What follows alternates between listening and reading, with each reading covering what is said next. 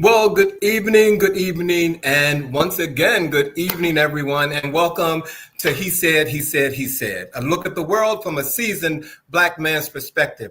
I'm your host, Alvin King, and tonight we're back again to get newsy with you guys. Hopefully, everybody has had a very good week. To be honest, mine has been extremely stressful, but I'm happy to be with you guys tonight. But first, let's talk about the heat relief, ladies and gentlemen. Okay, earlier this week, you could fry an egg on your front porch, but today we got some much needed, cooling off right here in Washington, D.C. And, I was ready for it. And if you're wondering, I'm definitely dressed for the weather today because the DC Council voted 9-3 to advance the RFK redevelopment project in its first of two votes on a deal that would bring the Washington Commanders back to the district. The $3.7 billion RFK development project will be put to a final vote in upcoming September. I am a huge Commanders fan, and I'm all ready for it. I'm sure you guys should know this, but the Orange Man has been spreading rumors that Beyoncé received $11 million from VP Kamala Harris, of which there is no basis or no evidence to support any of those claims. Federal campaign records shows that Harris's campaign paid Beyoncé production company about $165,000 that was, part of the campaign event production expense. Harris campaign spokesperson said that that they don't usually pay for celebrity endorsements, but they were required by law to cover costs connected to their event appearances. The White House has yet to provide any evidence of Trump's $11 million payment claim. When the president referred to the alleged 8-figure payment last year, Trump said simply, somebody just showed me something. They gave her $11 million. He is such not a smart person. But at any rate, if I can put a little pun in here, in behind all that, Beyoncé concluded her Cowboy Carter tour on July the 26th in Las Vegas with a spectacular finale. The tour, which grossed $500 million and sold 1.6 million tickets, was the biggest country tour in box score history, according to Billboard. The final show featured surprise appearances by Kelly Rowland and Michelle Williams, marking the first time together on stage since Coachella in 2018. Other notable guests included Jay-Z, her husband, Shabuzi, and Beyonce's daughters, Blue Ivy and Rumi.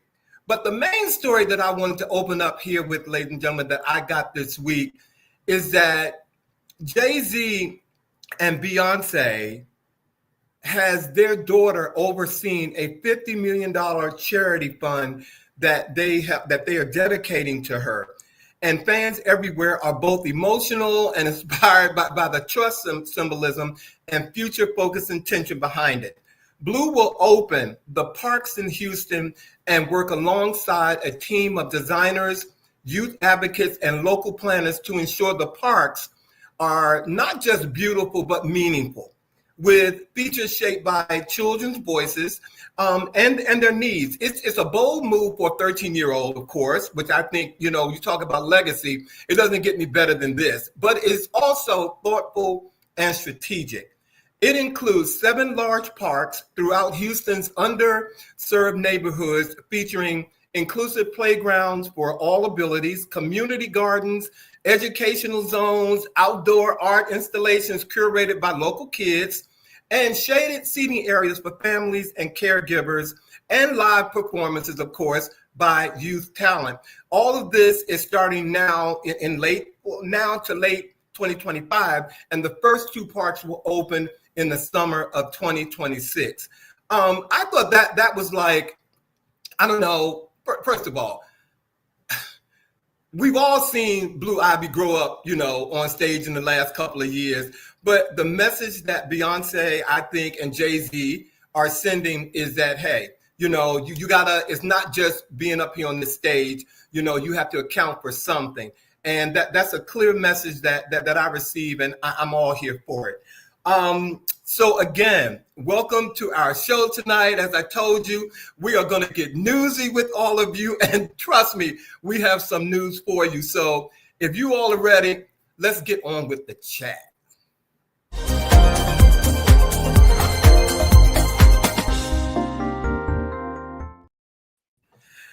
Gentlemen. Buenas tardes. Uh-oh. Going on. Uh-oh. Let me file my nails for a minute. One of us is not in the District of Columbia, clearly. Estoy es Medellin. Whatever. Welcome to the show, guys. How you doing? How's everybody doing tonight? I'm relaxed. Okay. And I do, and Alvin, I do owe you an apology, Bobby, owe you an apology, because I was so relaxed, I just kind of lost track of time. So my deepest apologies to my dear brothers. It won't happen again. I was just too relaxed. Okay, see, I wasn't gonna open the window, but what I'm gonna do is say hi to the viewers. Hi, Rose. Hi, Adrian. Thank you for joining us tonight. Robert, thank you for being here tonight. Michelle Sims, thank you for being here. Thank you, Dr. Rashawn Broadnax. Thank you for being here, my brother. Thank you for being here. Now, all of you who are on here who just heard that. He said that he lost track of time for a show that he knew he had to do. Okay, so you, some of you all who know me know how I act, right? So I'm looking at him side-eyed like, okay. But in any event, we're ready to go. We are glad that you are here. Diana, thank you for joining us tonight. Thank you for being here. And Dr. Toole, thank you for being here tonight again. We really appreciate it. Thank you. Hello, everyone. Thanks, everyone. Huh? I was just saying thanks to everyone for tuning in. Yeah, Bobby and Sean and I thought about it this week, and there's something that we want to, we like to engage you guys. So we're going to open our chat with this tonight. We are talking about something that many of us have felt or witnessed the growing tension in the air. So whether you are in a grocery store, pumping gas, in traffic, or going to work, it feels like people are just on edge. People are angry. There is weight and energy that seems angry, short-tempered, and even hostile. Mm-hmm. But before we get into this conversation, we are not therapists. We are not psychiatrists or mental health specialists. But we are regular folks, dudes dealing with regular, you almost made me curse, regular stuff. Just like y'all. Just like y'all. And we got thoughts and opinions. And real experience. He said. I was going to say, come on, Sean. Come on, Sean. I know you relaxing and stuff. Y'all gonna make me curse tonight. Really pushing envelope. But look, Sean and Bobby, I want to have an icebreaker with you guys, and viewers, you all can come in here, and chime in as well. For those of you who are just tuning in, we are talking about all this anger that's out here in the air. So why is so much anger in the air, Bobby and Sean? Just briefly, if you could give your opinion on that. And what can we do to unpack some of that tension? Well, there are a couple of things that I think are certainly out there. Well, certainly when we think about, the impact of the news, our current cultural existence politically is very divisive and stressful. And every time you turn on the news, you're hearing something. So I certainly know that for many people, that's been a source of anger and frustration. Mm-hmm. Yeah, I thought a lot about this, and I don't really have an answer, but just from watching a lot of things on social media and from being out and about, my job is to be out in the field. I think people really can't communicate what they're truly feeling, and they're frustrated, and that is creating anger within them, and they're projecting that onto other people. I also think there's some stress related still to like kind of residuals from the pandemic as well. Mm-hmm. Well, you know, you all might not think that, but for those of us who go to work or have to every now and then have to go into the office, you know, some of my frustration is, you know, I can't deal with the Karens in my office. I can't deal with them in the way I want to. And you know, that leaves tension in me. I have to wait until I leave, and after I wait, it's usually gone. But I'm going to be honest with you. Sometimes in office environments, you have these people that go from the streets into the office. Yeah. And it's really, I'm not talking about anybody in my immediate office. If you all watching now, disclaimer. I'm just talking about Karens in the building. You know what I'm saying? You know, it's so frustrating to have to deal with them right now. So, you know, ladies and gentlemen, you know, first of all, hey George, and hey Sean, and Blue said lower your cholesterol, I think. Your cholesterol levels with exercise and meditation. Okay, Dr. Blue, thank you so much for that. Yeah, we really appreciate that. But you guys, I know there are some talking points and doing some research on this, and we have 6 of them. So and viewers, feel free to chime in. But one of the number one, they say, number one reason why people are feeling anger or tense or stress is because it's the post-pandemic stress. And some of that is still lingering trauma from what we experienced 4 or 5 years ago. How you guys believe that to be true, or, you know, what? I do. I do think it's true. Oh, there's feedbacks coming from somewhere. Yes, I agree with that statement completely. I certainly see it, you know, from the perspective of an educator, that, you know, the residuals of the pandemic are still very real. I mean, people kind of lost track of social maturity growth around a variety of things, and people began to change the way they communicated and engaged with one another. So I certainly think that there's some truth to that. Yeah, for me, I think that post pandemic stress is real.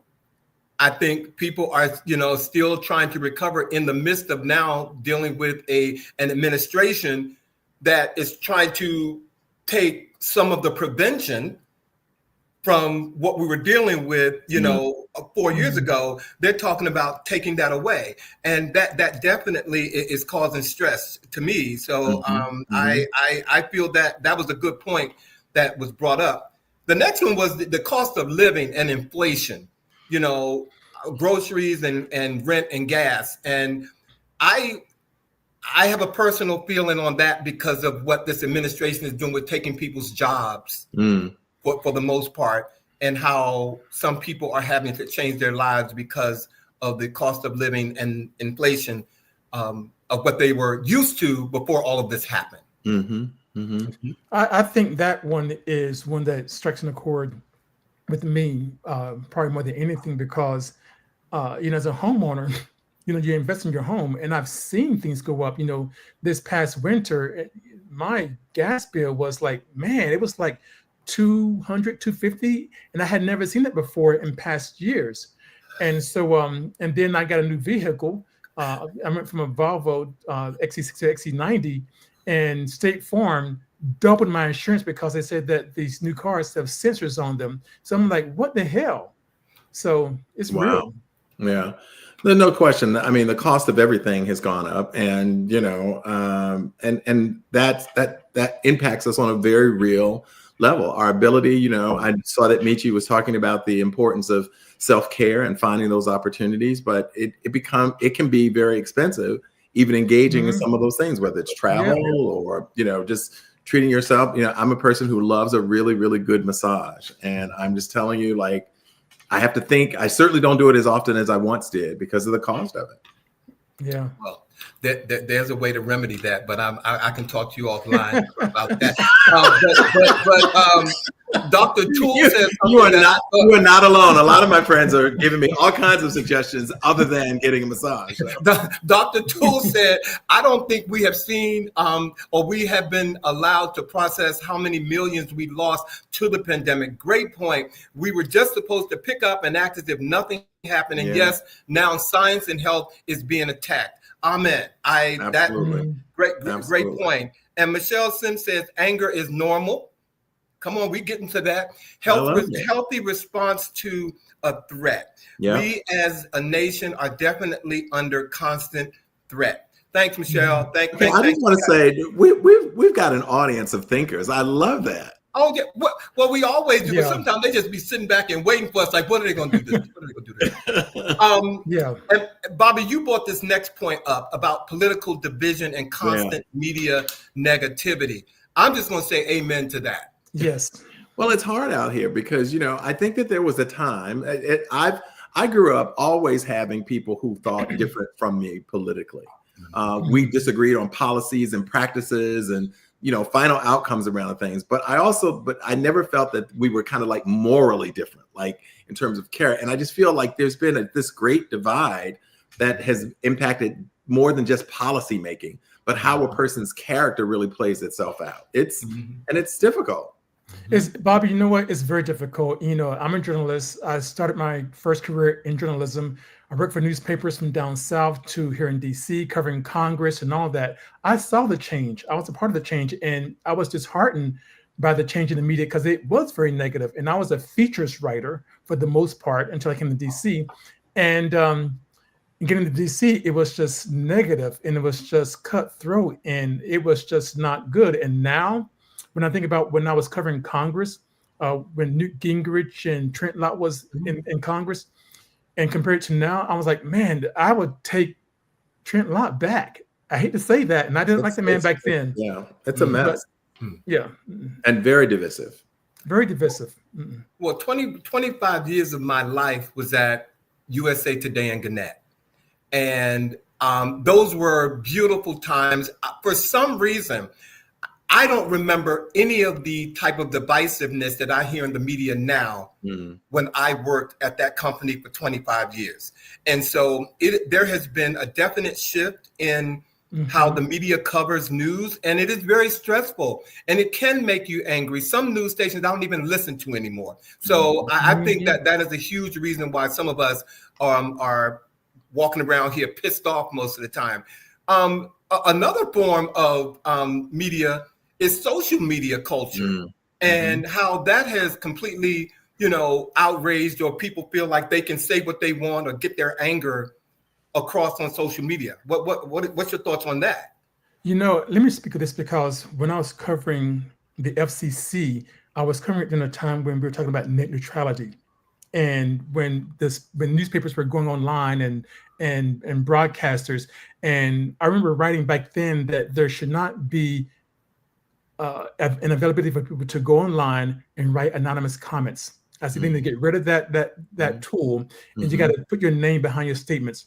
I think that failing has given people cover to say whatever they want to say online, and now we're at a place where, okay, they can throw a punch but hide, and they say some most incredibly angry, disrespectful, racist things now because they have behind that anonymity that should have been taken away 20 years ago, thanks to Michael Powell, Colin Powell's son. He did this. Okay. I personally just have always been amazed at people's freedom to just be as mean as they can be on social media, like zero level of a filter, and just critiquing people's bodies, their physical, any of their physical features. People who sometimes, perform various talents. I like people feel very, very comfortable being very, as Sean was saying, the anonymity allows them to have a level of just mean spiritedness that I just like. I wouldn't want people to see me write some of the things that people put on there. And it's just, I think and it impacts particularly young people really profoundly. Well, you know what, I have to agree with you about the young people, but there's some old heads who have now gotten used to using social media, and they just don't know how. They have no social media etiquette, and they get on here and they fight with their friends, their family, and say things that's really public. And I know that there has to be some place out there. Maybe I can start at a social media etiquette class or something, because it's definitely something that needs to be had. Yeah. It's very stressful. And then there's a workplace burnout and loss of work, which attributes to life balance. I just don't think a lot of people know how to get there. I just think that that's one of those things that if you don't know, you can't do it. That's why I'm in Medellin, Colombia. No, that's why you're there. Is that why? Oh, okay. Thanks for clearing that up for us. Newsflash. Okay. But Yeah. in all seriousness, that work-life balance, I think, has, as we spoke a little bit earlier about residuals of the pandemic and so forth, in my mind, that's still related to the pandemic in some ways, because once we were able to work remotely, for instance, some of the boundaries that jobs had around, well, I'm not going to bother them. They're at home. That's pretty much gone. Like, people feel that they can engage you 24 hours, 7 days a week. And that's absolutely not for me. Yeah, even in the government, they want more and more out of their employees.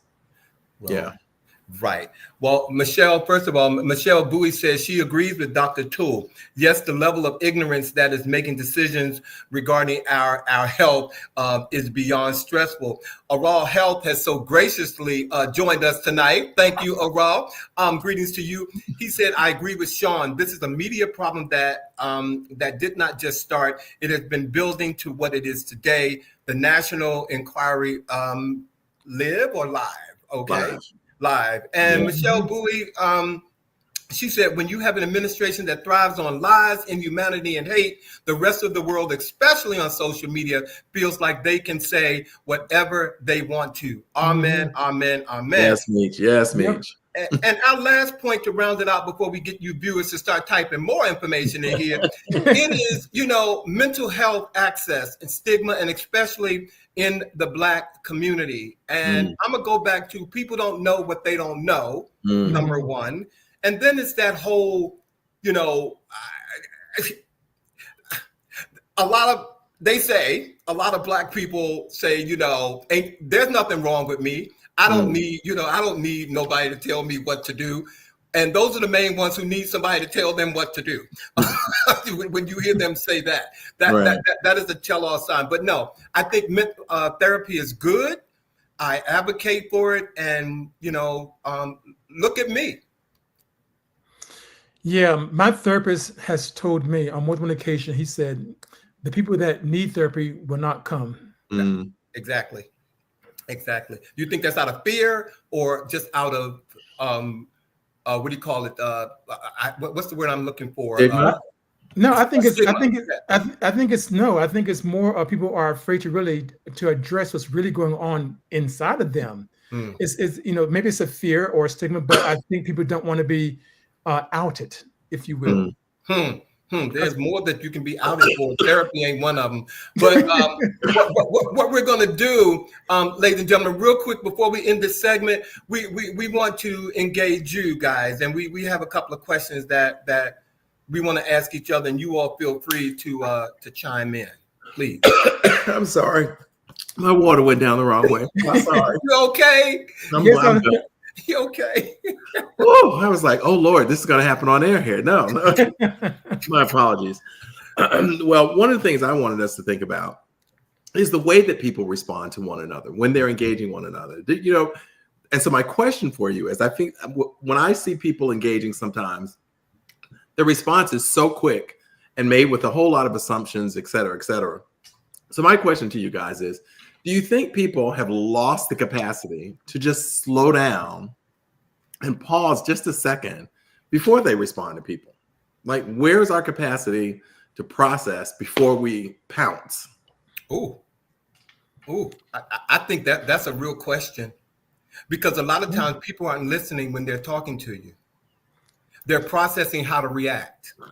Or actually, Alvin, I think they're not processing. They're just being animalistic and just reacting. Oh, Wow. oh, Well, we often talk to the kids about, when people are speaking to you, or and I would say even some of my peers, how often do we listen to respond as opposed to listen to understand when we're having conversations and debating with one another?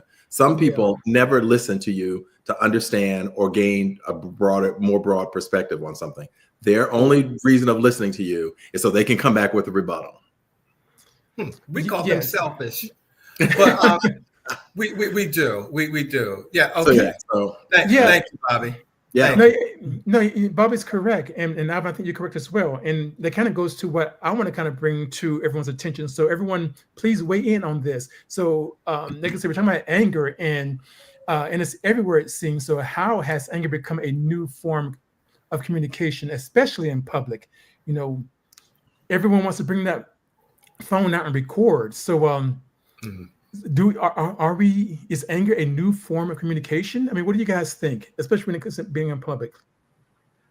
I think it is, and I'm glad that it happened. But look at the young lady who filmed George Floyd getting murdered. You know what I'm saying? Look at that alone. I know people were using their phone and being public and recording all that before then, I think, but that really brought recording to a different platform.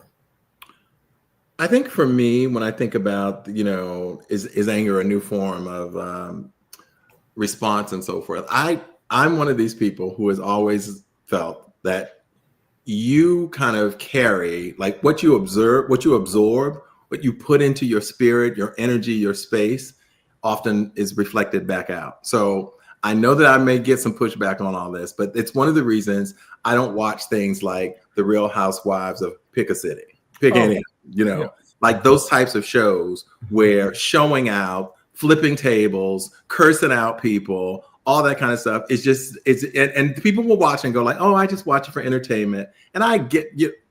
I'm not saying in judgment, but all I'm saying is I believe that what you put into your energy and your spirit and your heart also can come out in the way that if you watch that and you see these people become infamous because of it, what makes you think that it's not cool to just flip a table when you're having an issue with your friends or curse them out and all that. So I feel that it has become a new form, but part of it is because we as a society have accepted it as acceptable ways of engaging with one another. And Bobby, you're correct. And this goes back to what I was saying earlier about the media. And because I was watching this old clip of the Jerry Springer show and Sally Jess Raphael, and the dialogue that people use, the anger that people use on shows like Sally Jess Raphael. And it's cheered on. Like they are like, yes, do it. Yes. And people, and they were communicating with anger, and people and what they failed to realize was that those folks went home. There's been some incidents where one lady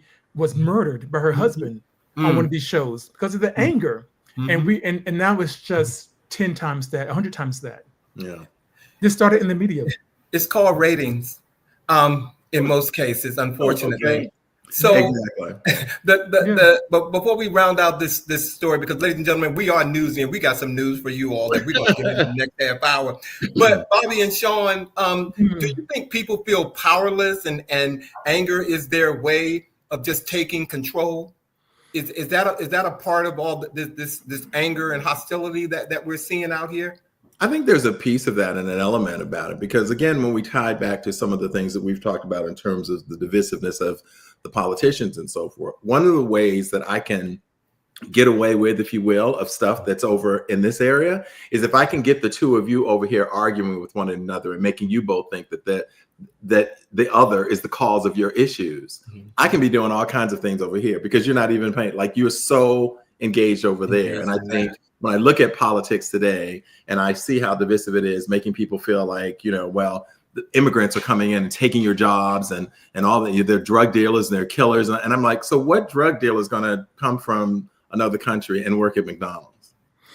Well, Alvin, I think people do feel powerless, but What they don't comprehend is that anger is an emotion, and one cannot be in control of anything when they are emotional, especially when that emotion is at a heightened level of anger, and that communication is just not there. Yeah. You can't. No one's going to hear you when you are angry and trying to communicate, and then you and if you feel more powerless.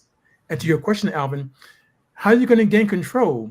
I'm not one who gets angry at all. For the most part, people have told me for years that, I just don't get angry. I get quiet, which is probably another form of anger, the opposite, if you will. I don't know. Somebody tell me, is that the same thing? Getting quiet is the same as being angry?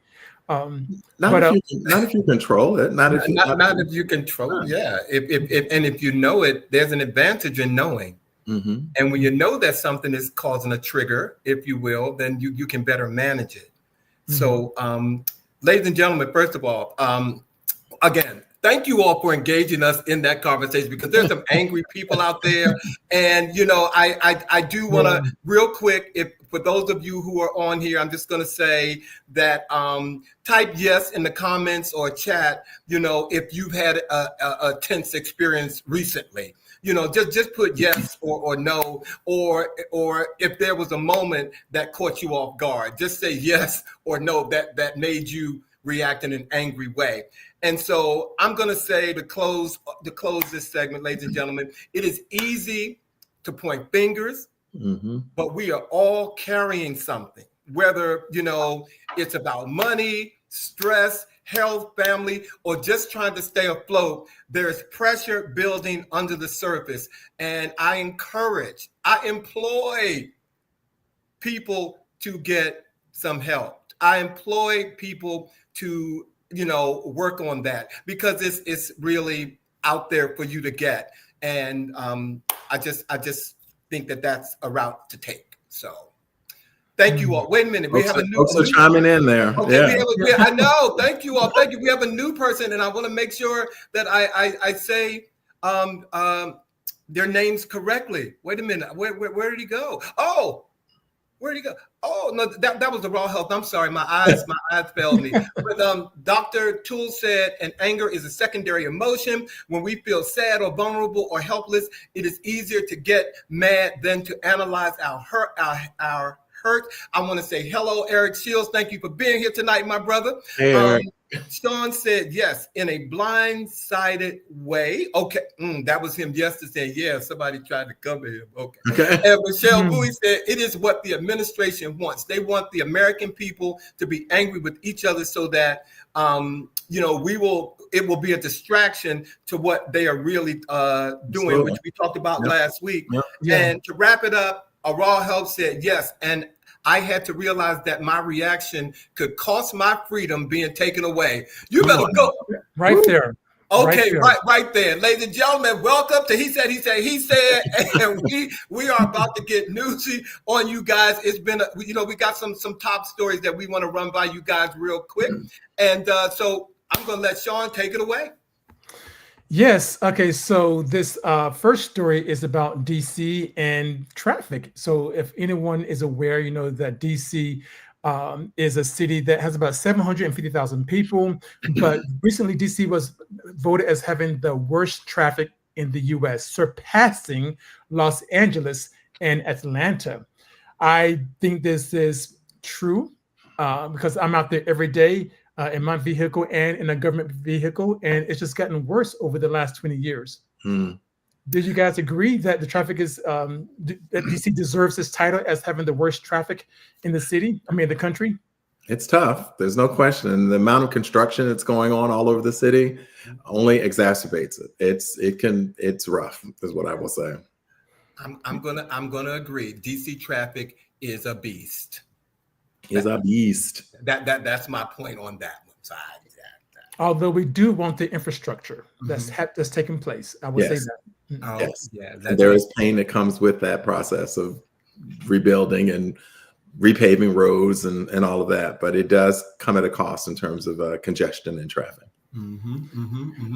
Yes. Thank you, Sean. Thank you, sir. Thank I you. want to take us up to New York to a very serious situation that presented itself earlier this week. And many of you know there was a situation in which a gunman took to a building in New York City and killed several people. And there have been many, many questions about the gunman's mental health.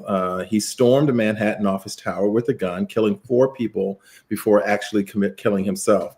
And interestingly, he worked in the surveillance department of a Las Vegas casino, and part of a team that's built on watching for threats before they unfold. And here he was, indeed, a threat himself. His name is Shane Tamura, 27. He didn't show up for work, his usual shift at the casino, and instead he got in his car, drove across the country to carry out a mass shooting, targeting the NFL offices in this league headquarters in this building. A 5th person NFL employee was also wounded in Monday's attack. So 4 people were killed and 1 seriously hurt.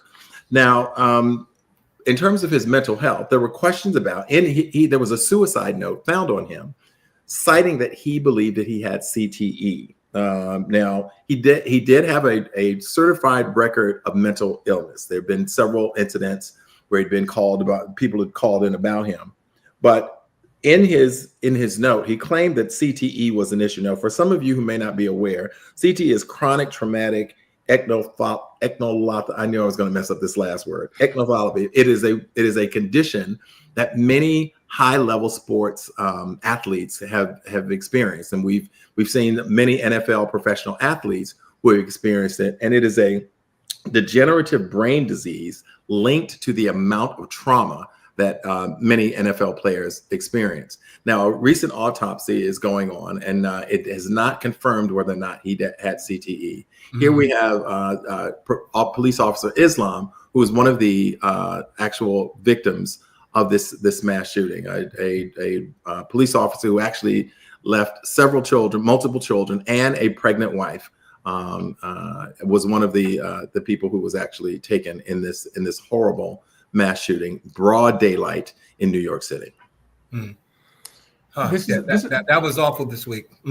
Yeah, I find it very, very sad because, like Bobby said, this diagnosis is common in those who play professional football, but it's also very common for those that play professional soccer, European football. Yes, with the intense hitting of the head constantly. Yes. Yes, but tell me, I don't know. I mean, have we seen former soccer players go off and do things that we've seen NFL players do?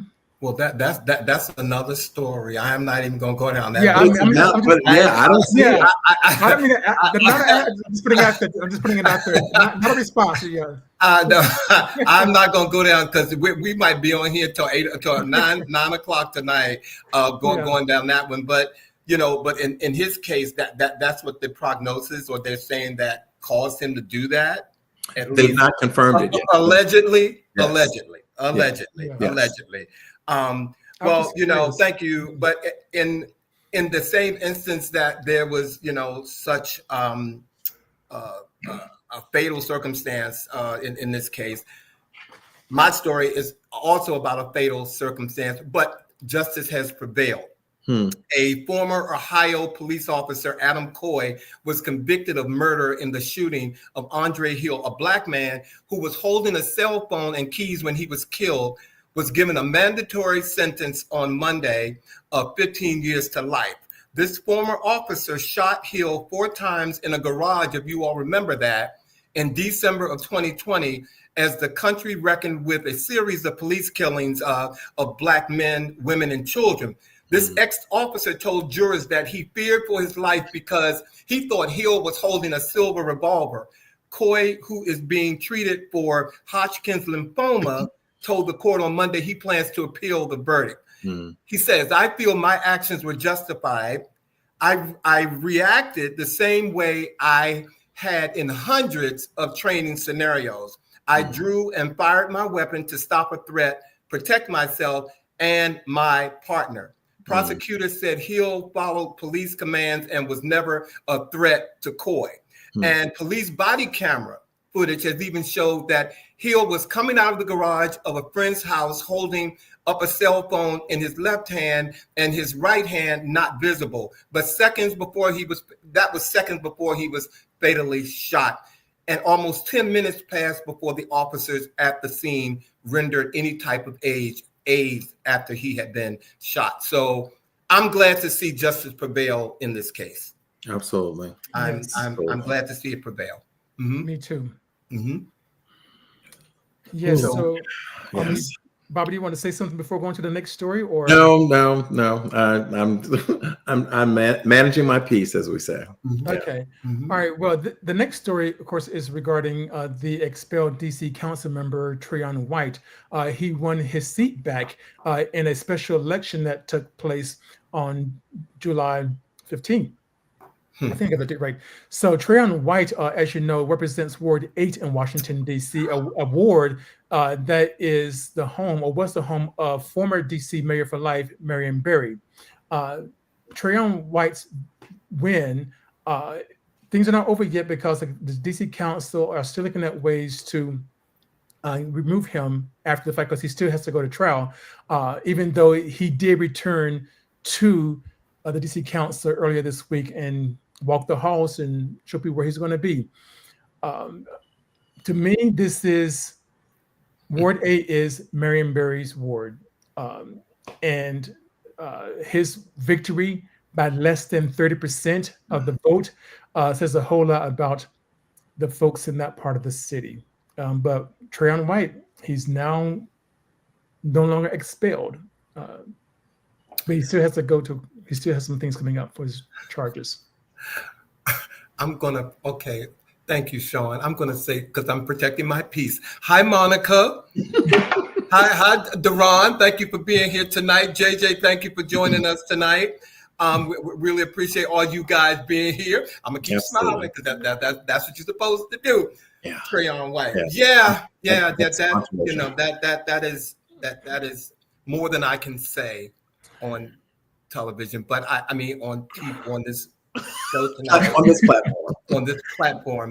But yeah. Wasn't he caught making the bribe? They heard it, they recorded it, right? No, he was offered a bribe, and then he asked if they can do more. And that's what really kind of got him caught. And the thing is that he was caught in the Navy Yard, which is a new part of Ward 8, because initially Navy Yard was part of Ward 6, and the Navy Yard is heavily Republican when it comes to the residents of the city. And mind you, it was not for a. But are you suggesting that it was? But are you suggesting it was a political? It was a political move that made him. He happened to ask for more money and they got it. That wasn't what. It's all political. Yes, I think so. People have been after Treon White for many years, but they felt understood what it's like in Ward 8 and the residents. And I know he won because I'm in Ward 8 every day, and the young people were wearing T-shirts that said Treon White. Okay, the other candidates that were running against him, they weren't knocking on doors. They weren't going to small businesses asking for their votes. So, but Treon, he is Ward 8. So it was his race to lose, and he won it. Okay, thank you for that. And John Avery said, "I can't believe Ward 8's constant disrespect of themselves. You have to change to make change." Okay, thank you. Thank you. I'm going to take us in a slightly different direction of activism and someone standing up for what they believe is right, in the sense that our artist Amy Sherald, who many of you know, pulled her art from the Smithsonian Gallery after Vice President Vance and the museum tried to alter a particular painting a painting in particular, the Statue of Liberty painting. I'll tell you a little bit about that. But many of you know her because she actually won in 2016 the portrait gallery competition, whereas in 2018, her portrait of former First Lady Michelle Obama was commissioned by the National Portrait Gallery here in DC. And she was very clear in saying that the exhibit, which was slated to open in September, would have been the largest ever exhibit by Amy Sherald. And it was canceled because she said that the grounds of censorship were very strong, and that the museum expressed concerns over a particular painting, and that's the transforming liberty is the image that we're talking about. And you'll see it's the blue image of the trans woman, kind of mimicking, if you will, was the concern, the Statue of Liberty. She said, I made the decision to withdraw my exhibit, American Sublime, from the Smithsonian National Portrait Gallery. And she said, as a painter, I believe in a portraiture's power to witness to dignity and to insist on presence, especially for those often deemed invisible. We live in a society with a selective memory, one that frequently overlooks the lives of those in the margin. So she made this decision to remove what would have been her largest exhibit at the portrait gallery. And she said that she's doing this because she believes that she is speaking for those who often are silenced. Good for her. Yes, and make some of the smaller art galleries, you know, maybe this is an opportunity for them to shine a little bit more, because, you know, I applaud what she did.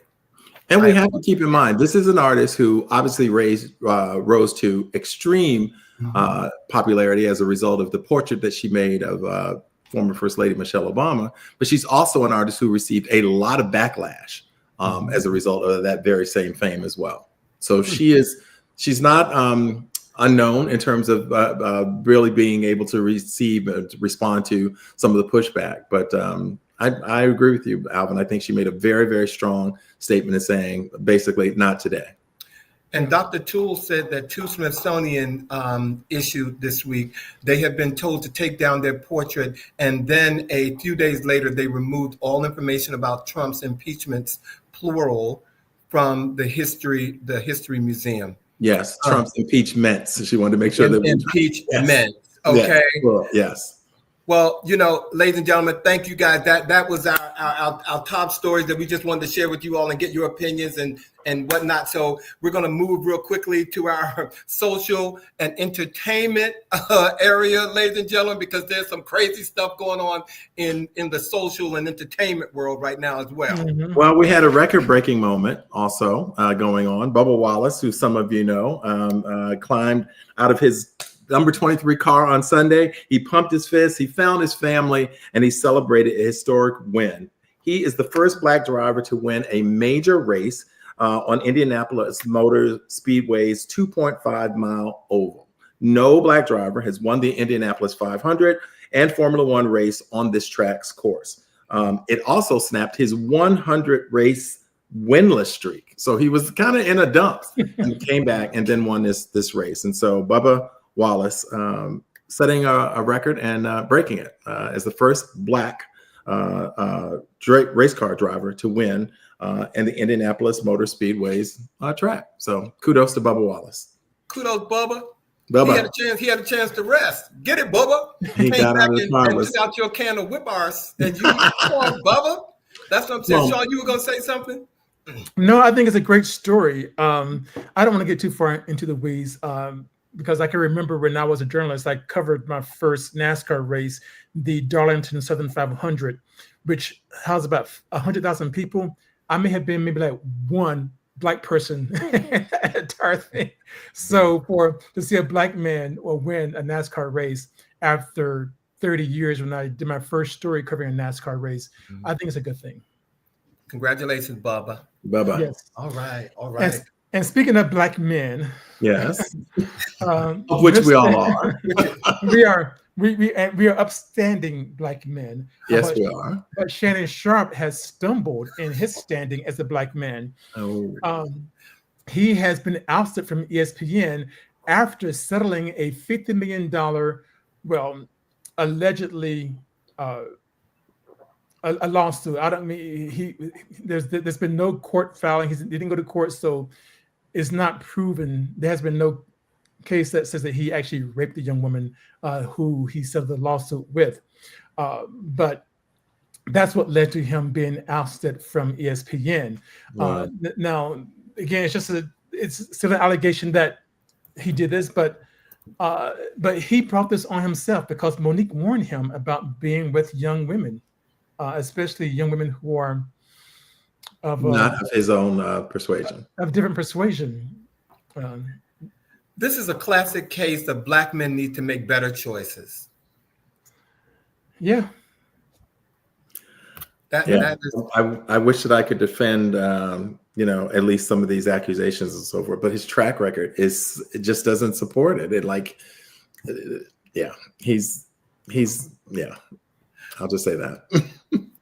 well, we're going to keep it on men, but I'm going to take it in a more seasoned direction. Okay.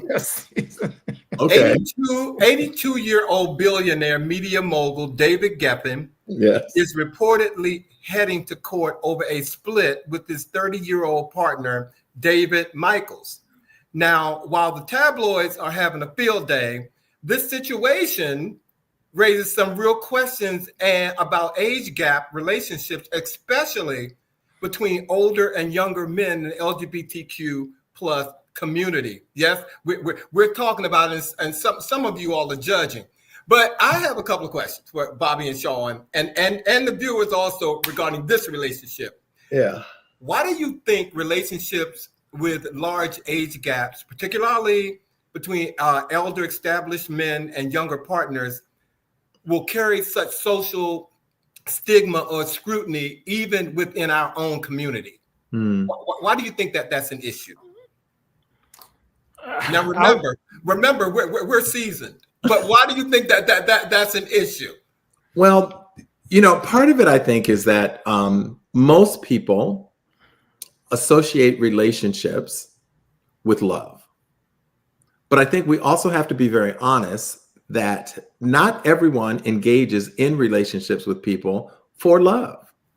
Some people engage in relationships for purpose and provisions, what's provided.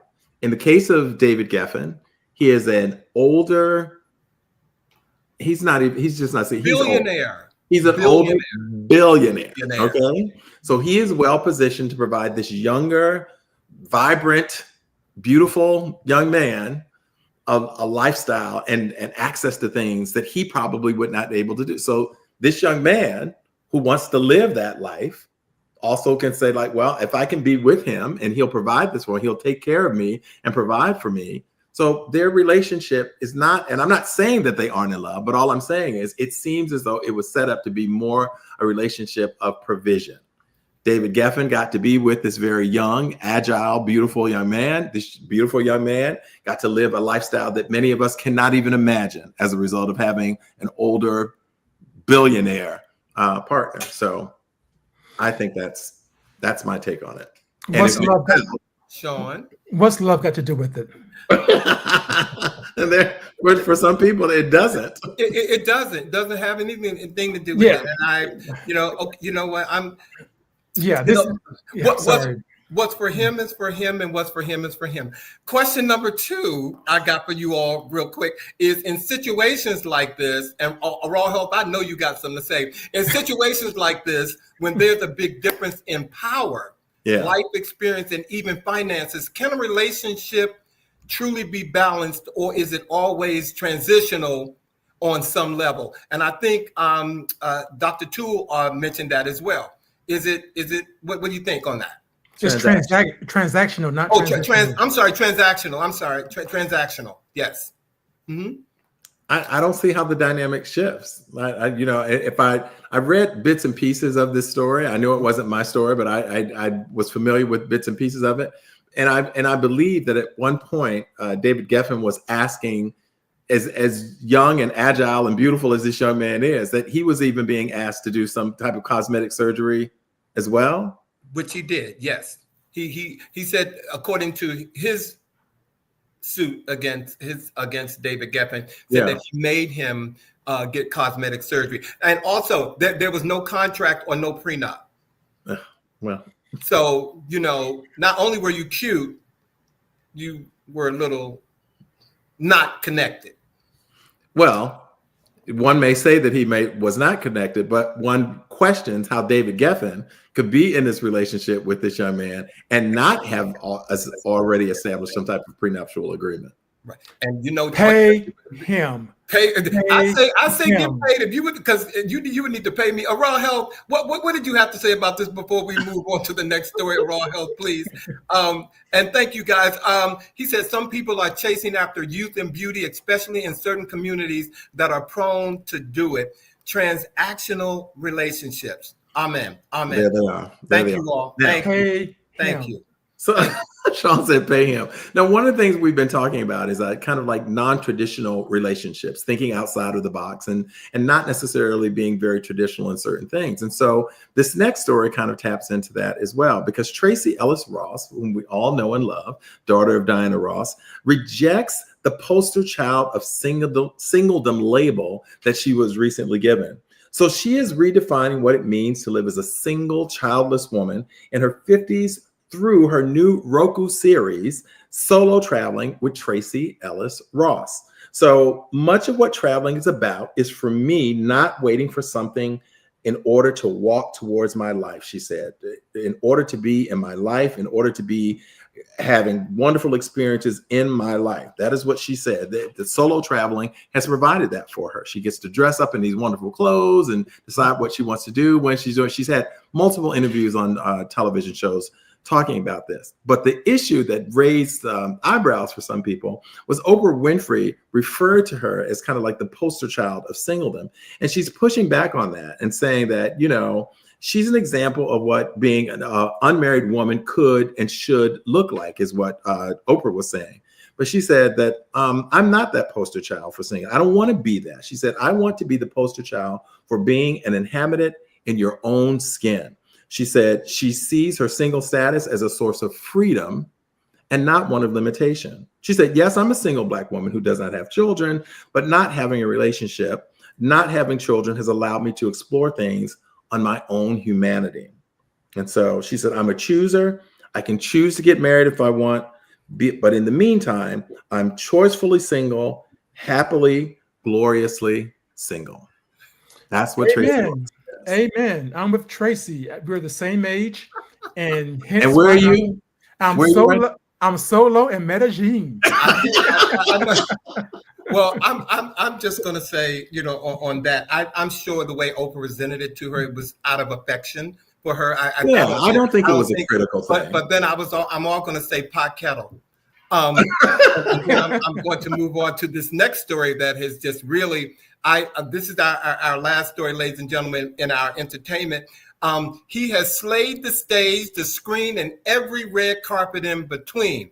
Now Billy Porter is serving face and product with the launch of Black Mona Lisa Beauty. And it's called Sometimes I Just Want to Wear Makeup, a makeup and skincare brand for beauty explorers.